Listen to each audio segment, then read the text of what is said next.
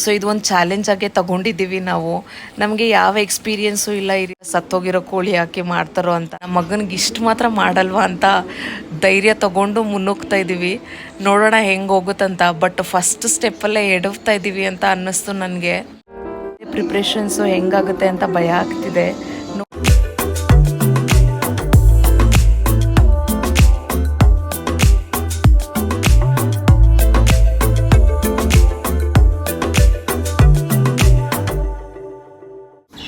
Hi hello friends, welcome back to Mrs Lakshmi Arun vlogs. ಹೇಗಿದ್ದೀರಿ ಎಲ್ಲರೂ? ನಾವು ಚೆನ್ನಾಗಿದ್ದೀವಿ, ನೀವು ಕೂಡ ತುಂಬಾ ಚೆನ್ನಾಗಿದ್ದೀರಾ ಅಂತ ಭಾವಿಸ್ತೀನಿ. ಆ್ಯಕ್ಚುಲಿ ಇವತ್ತು ತುಂಬಾ ಟಯರ್ಡ್ ಡೇ ಅಂತ ಹೇಳ್ಬೋದು. ಯಾಕೆ ಅಂತ ಹೇಳಿದ್ರೆ ಬರೋವರ ಪಾಪುದು ಬರ್ಡೇ ಇದೆ. ನಮ್ಮ ಮಗ ಆಲ್ರೆಡಿ 1 ಇಯರ್ ದೊಡ್ಡವನಾಗ್ಬಿಟ್ಟ. ಈಗಲೂ ವಾಯ್ಸ್ ಓವರ್ ಕೊಡ್ತಾ ಇದ್ರೆ ಅವನು ತುಂಟಾಟ ಮಾಡ್ತಾ ಇದ್ದಾನೆ. ಎಷ್ಟು ಬೇಗ ದೊಡ್ಡವನಾಗ್ಬಿಟ್ಟ ಅಂತ ಅನ್ನಿಸ್ತಾ ಇದೆ. ನಿನ್ನೆ ಮೊನ್ನೆ ಪಾಪುನ ಹಾಸ್ಪಿಟಲಲ್ಲಿ ಕೈಯಲ್ಲಿ ತಗೊಂಡಂಗೆ ಅನ್ನಿಸ್ತಾ ಇದೆ. ನನಗೆ ಫೀಲ್ ಆಗ್ತಾಯಿಲ್ಲ 1 ವರ್ಷ ಆಯಿತು ಅಂತ.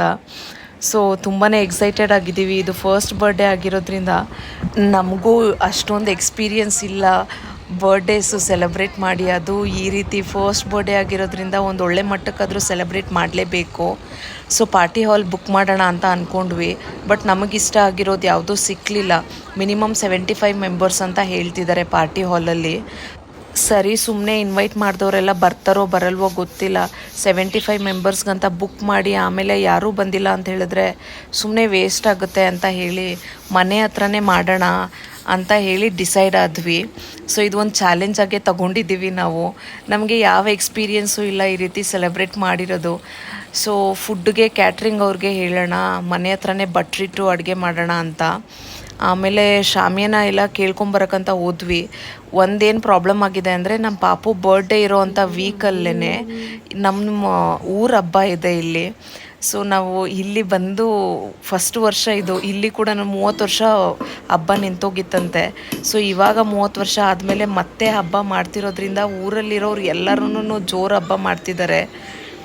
ಸೊ ಬಾಡೂಟ ಎಲ್ಲ ಮಾಡಿಸ್ತಾರಂತೆ ಊರಬ್ಬ ಆದಮೇಲೆ.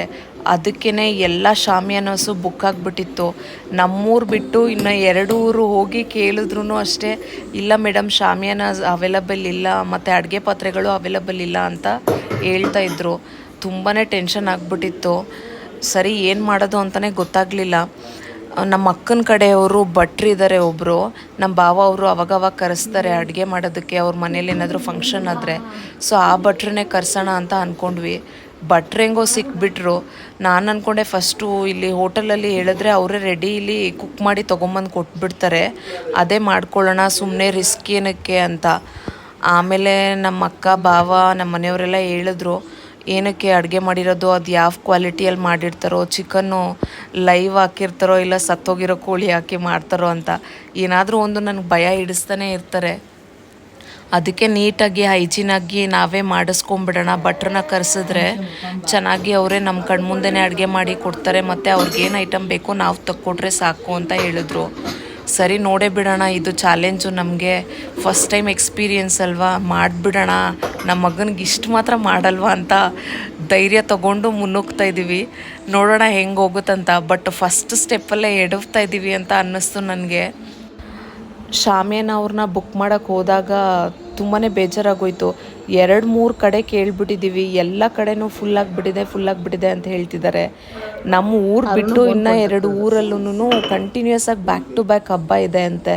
ಸೊ ಅದಕ್ಕೋಸ್ಕರ ಎಲ್ಲನೂ ಬುಕ್ ಆಗಿಬಿಟ್ಟಿದೆ ಅಂತ ಹೇಳಿದ್ರು. ಈಗ ಅಡುಗೆ ಭಟ್ರನ್ನ ಬುಕ್ ಮಾಡಿಬಿಟ್ಟಿದ್ದೀವಿ. ಸೊ ಅವ್ರಿಗೆ ಬುಕ್ ಮಾಡಿ ಅಡ್ವಾನ್ಸ್ ಕೂಡ ಹಾಕ್ಬಿಟ್ಟಿದ್ದೀನಿ ನಾನು. ಈಗ ಪಾತ್ರೆಗಳನ್ನ ಹೊಂದಿಸೋದು ಒಂದು ಮೇನ್ ಪ್ರಾಬ್ಲಮ್ ಆಗಿದೆ. ಸೊ ಏನು ಮಾಡೋದು ಅಂತ ಗೊತ್ತಿಲ್ಲ. ಒಂದು ಕಾಂಟ್ಯಾಕ್ಟ್ ಕೊಟ್ಟಿದ್ದಾರೆ. ಸೊ ಅದನ್ನು ತೆಗೊಂಡು ನಾನು ಬುಕ್ ಮಾಡೋದಕ್ಕೆ ಕಾಲ್ ಮಾಡಿದೆ. ಸೊ ಅವರು ಸಾಯಂಕಾಲ ಬಂದು ನೋಡಿಬಿಟ್ಟು ಹೇಳ್ತೀನಿ ಮೇಡಮ್ ಅಂತ ಹೇಳಿದ್ದಾರೆ. ಸೊ ಫಿಂಗರ್ಸ್ ಕ್ರಾಸ್ಡ್ ಆಗುತ್ತೆ ಅಂತ ಅಂದ್ಕೊಂಡಿದ್ದೀನಿ. ಸೊ ಟೆರಸ್ ಮೇಲೆ ಮಾಡೋಣ ಅಂತ ಹೇಳಿದ್ರೆ ನಮ್ಮ ಚಿಂಟು ಇದ್ದಾನೆ, ಗೇಟ್ ಒಳಗಡೆ ಮಾಡೋದಕ್ಕೂ ಕಷ್ಟ. ಇವನಂತೂ ತುಂಬ ಅರ್ಚಾಡ್ತಾನೆ. ಜನ ಯಾರಾದರೂ ಬಂದರೆ ನಿಮಗೆ ಗೊತ್ತಲ್ವಾ, ಸೊ ಎಲ್ಲರ ಮೇಲೆ ಹಾರಾಡೋದೆಲ್ಲ ಮಾಡ್ತಾನೆ. ಏನು ಮಾಡೋದು ಅಂತಲೇ ಗೊತ್ತಿಲ್ಲ. ತುಂಬ ಕನ್ಫ್ಯೂಸ್ಡ್ ಸ್ಟೇಟಲ್ಲಿದ್ದೀವಿ. ಮನೆ ಮುಂದೆ ಸ್ವಲ್ಪ ಜಾಗ ಇದೆ, ಅಲ್ಲಿ ಮಾಡೋಣ ಅಂತಂದರೆ ನಮ್ಮ ಮನೆಯವರು ಅಕ್ಕಪಕ್ಕದವ್ರಿಗೆ ಡಿಸ್ಟರ್ಬೆನ್ಸ್ ಆಗುತ್ತೆ ಹಂಗೆ ಹಿಂಗೆ ಅಂತ ಹೇಳ್ತಿದ್ದಾರೆ. ಮತ್ತು ಮೇಲೆ ಮಾಡೋಣ ಅಂತ ಹೇಳಿದ್ರೆ ಚಿಂಟು ಇಲ್ಲಿ ಒಳಗಡೆ ಇರ್ತಾನೆ, ಮೇಲೆ ರೂಮಲ್ಲಿ ಹಾಕ್ಬಿಡೋಣ ಅಂತ ನಾವು ಅಂದ್ಕೊಂಡಿದ್ದೀವಿ. ತುಂಬಾ ಕನ್ಫ್ಯೂಸ್ಡ್ ಸ್ಟೇಟಲ್ಲಿ ಇರೋವಾಗ ಏನು ಮಾಡೋದು ಅಂತಲೇ ಗೊತ್ತಾಗ್ತಾ ಇಲ್ಲ, ಹೆಂಗೆ ಹೋಗುತ್ತಂತ. ಶಾಮಿಯಾನದವರು ಸಾಯಂಕಾಲ ಬರ್ತೀನಿ ಅಂತ ಹೇಳಿದ್ದಾರೆ. ಸೊ ಅದನ್ನು ನೋಡಿಕೊಂಡು ಮುಂದಕ್ಕೆ ಪ್ರೊಸೀಡ್ ಆಗಬೇಕು.